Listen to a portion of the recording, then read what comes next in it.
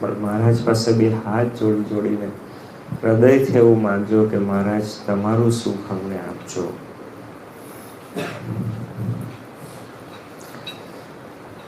તમારામાંથી અમે કોઈક જગ્યાએ વિમુખ ના થઈ છીએ, અંદરથી પણ ના થઈએ.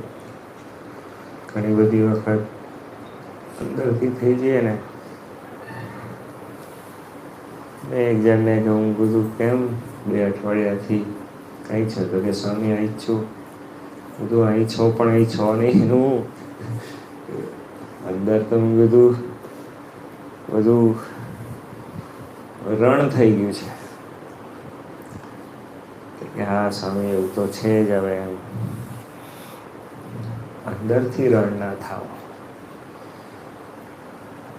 અંદરથી આપણને ભીનાશ રહો, અંદરથી ભગવત પ્રાપ્તિ આપણને રહો, અંદરથી આપણને એમની ભક્તિ રહો, એ આપણા માટે જરૂરી છે. બાકી ઉર્ધ્વકુંડ છે, તિલક છે, એ ભગવાનની કૃપા છે. પણ રોજ કરતા હોય એટલે કરીએ. જે દિવસે હૈયામાં ભક્તિ નહીં હોય ને એ ઢીલા ટપકા થઈ જાય ને. પણ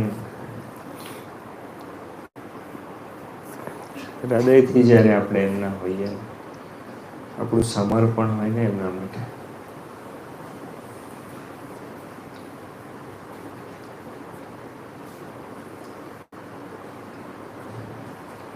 ખૂબ સુખ આવે, ખૂબ સુખ.